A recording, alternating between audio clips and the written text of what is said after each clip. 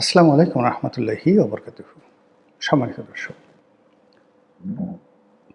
বর্তমান রাষ্ট্রপতি জনাব শাহাবুদ্দিন চুপ্পু আমার দৃষ্টিতে আমার দেখা সবচেয়ে মানে সৌভাগ্যের বরপুত্র যাকে বলা হয়, ঠিক ওইরকম সৌভাগ্যের বরপুত্র বাংলাদেশে এ যাবৎকালে যত লোক সৌভাগ্যবান হয়েছে ওনার মতো আমি আর কাউকে দেখিনি।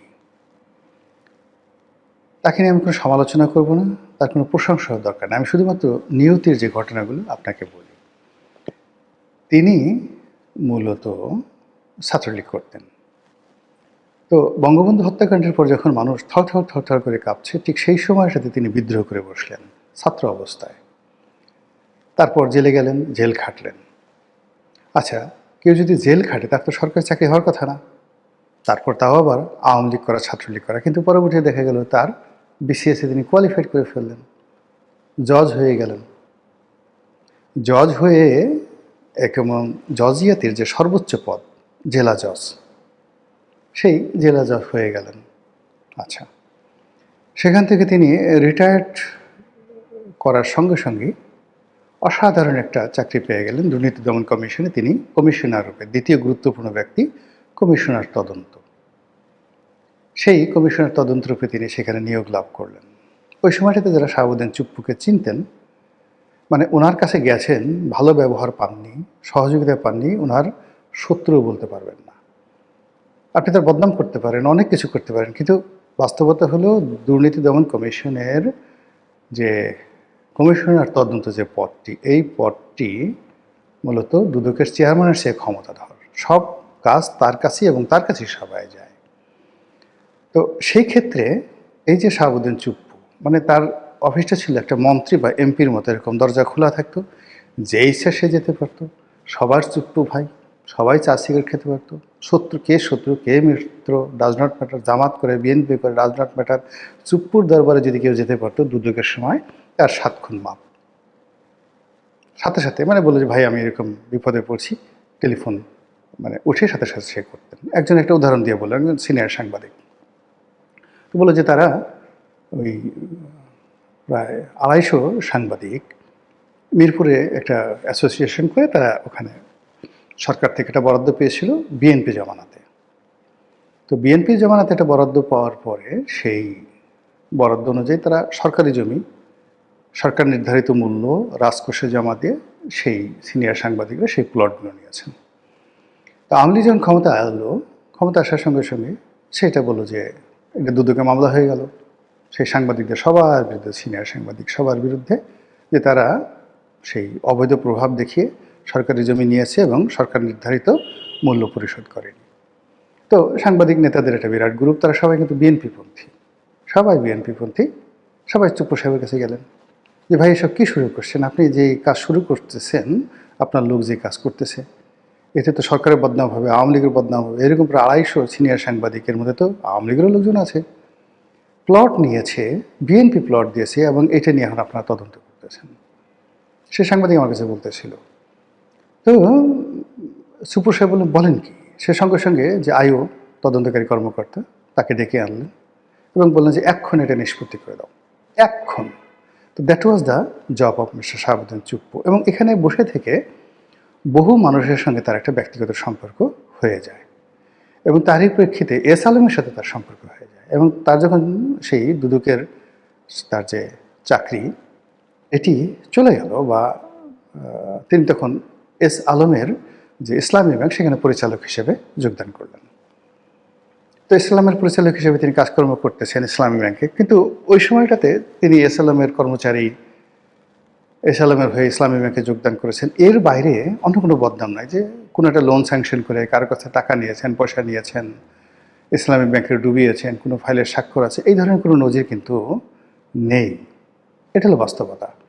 এখন তিনি এস আলমের লোক হয়ে কি ওই ব্যাংকের চেয়ারম্যান ছিলেন না সম্ভবত ডিরেক্টর ছিলেন, এনিওয়ে এর মধ্যে সারা দুনিয়াকে আশ্চর্য করে দিয়ে কিভাবে যেন তিনি রাষ্ট্রপতি হয়ে গেলেন। সবাই বলে যে এস আলমের সঙ্গে এখন এখানে একটা মানে লুডুমুডু খেলা আছে, লাড্ডু বাড্ডু খেলা আছে। আওয়ামী লীগ জমানাতে যে কিচেন ক্যাবিনেট, সেই কিচেন ক্যাবিনেটে শেখ রেহানার যেমন একটা গ্রুপ ছিল, শেখ হাসিনারও একটা গ্রুপ ছিল। এখন সালমান আসলে কি, সালমান এফ রহমান একটা গ্রুপ ছিল, আর তার এগেনস্টে এস আলম আর একটা গ্রুপ ছিল। তো এস আলম আসলে মানে শেখ হাসিনার লোক না শেখ রেহানার লোক আমি আসলে জানি না। আবার সালমান শেখ হাসিনার লোক না শেখ রেহানার লোক আমরা জানি না। কেউ বলে সালমান এফ রহমান আসলে শেখ রেহানার লোক, কেউ বলে এস আলম আসলে শেখ রেহানার লোক, ডাজ নট ম্যাটার। কিন্তু যখনই এস আলম সাহেবের ঘনিষ্ঠ একজন লোক বা তার কোম্পানিতে চাকরি করে জনাব শাহাবুদ্দিন চুপ্পু, তিনি রাষ্ট্রপতি হয়ে গেলেন, এখানে ধরে নেওয়া হলো যে পুরো প্রক্রিয়াটাই এখানে এস আলম এখানে গুরুত্বপূর্ণ ভূমিকা পালন করেছে, অথবা তকদির বা নিয়তি তাকে ডাক দিয়েছে। হোয়াট এভার মেবি, তিনি রাষ্ট্রপতি হলেন। হওয়ার পরে প্রথম 3-4 মাস বেশ সরকারের সঙ্গে তার ভালো সম্পর্ক ছিল, কিন্তু পরবর্তীতে তিনি নেগলেক্টেড হতে থাকলেন। আওয়ামী লীগ দ্বারা তিনি কিন্তু মারাত্মকভাবে নেগলেক্টেড হতে থাকলেন। প্রথমে শেখ হাসিনা বলেন, অন্যান্য যারা বলেন, তাকে যথেষ্ট স্নেহ করতেন, সময় করতেন, তিনিও কৃতজ্ঞ ছিলেন, কিন্তু পরবর্তীতে অনেকটা বলতে গেলে মুখ দেখা দেখি বন্ধ ছিল। এবং সেটা বুঝলাম কি করে, এই যে জুলাই আগস্ট বিপ্লব হলো, মানে রাষ্ট্রপতি আফসোস করে বলছেন যে আমাকে একবার টেলিফোন করে একটা কথাও কেউ বলেনি। তো ওই অবস্থাতে মানে তিনি কীভাবে ছিলেন, কি করছেন, এটা একটা বিরাট ব্যাপার। কিন্তু 17 মাসে ডক্টর মোহাম্মদ ইউনূসের জামানাতে তার জীবনে যা কিছু ঘটছে এটা কল্পনাই করা যায় না। অন্য মানুষ হলে হার্ট অ্যাটাক করে মারা যেত, গলায় দড়ি দিত, ইঁদুরের বিষ খেত, যে কিছু একটা ঘটনা ঘটতো। প্রত্যেকটা মুহূর্তে মানে তার জীবন শঙ্কার মধ্যে ছিল, কিন্তু তিনি সাস্টেন করেছেন। কিভাবে করেছেন? সৌভাগ্যের কারণে করেছেন, ক্ষমতার কারণে করেছেন, না যোগ্যতার কারণে করেছেন? আবার ধরুন যেদিন শেখ হাসিনার পতন হলো, তো সেই দিন থেকে অর্থাৎ আগস্ট মাসের 5 তারিখ থেকে যেদিন ডক্টর মোহাম্মদ ইউনূস দায়িত্ব নিল 8 তারিখ পর্যন্ত, তাহলে 5, 6, 7, 8 এই 4 দিন কমান্ডার ইন চিফ রূপে, প্রধান সেনাপতি রূপে, রাষ্ট্রপতি রূপে, দণ্ড এবং মুন্ডের অধিকর্তা রূপে দেশটা চুপ্পু সাহেব চালিয়েছেন। তাকে সহযোগিতা করেছেন 3 বাহিনী প্রধান, কিন্তু দেশ তো তিনি চালিয়েছেন। ফলে আপনি চিন্তা করেন যে সৌভাগ্যগুলো একটার সাথে আরেকটা কীভাবে মিলে যায়। যাই হোক, ডক্টর মোহাম্মদ ইউনূস গেলেন, বিএনপি ক্ষমতায় আসলো। ক্ষমতায় আসার আগেই চুপ্পু সাহেব চিন্তা করলেন যে বেজ্জতি হওয়ার আর দরকার নেই, নতুন সরকার আসলে আস্তে দায়িত্ব হস্তান্তর করে তিনি চলে যাবেন। শুধুমাত্র একটু প্যাচ লাগালেন যে সরকার যদি চায় তাহলে তিনি সঙ্গে সঙ্গে পদত্যাগ করে চলে যাবেন। কিন্তু সরকার কী কারণে যেন চাইল না, সরকার চাইল যে চুপ্পু সাহেব থেকে যান। এখন এই যে সরকারের যে 35 দিন, এই 35 দিনে জনাব শাহাবুদ্দিন চুপ্পু সাহেবের জীবনে যা কিছু ঘটল, এটা এই বাংলাদেশে রাষ্ট্রপতি পদে মানে যে সম্মান এবং মর্যাদা তিনি পেলেন এই 35 দিনে, একটা মানুষের আর বেশি দিন বাঁচার দরকার নেই। এখন যদি উনি মানে মরে যান, তবু ওনার আত্মীয় স্বজন কারো আফসোস থাকবে না যে মৃত্যুর আগে তিনি গার্ড অব অনার পেয়ে গেছেন। বিএনপি সরকার ক্ষমতা আসার সঙ্গে সঙ্গে তার দাম বেড়ে গেল।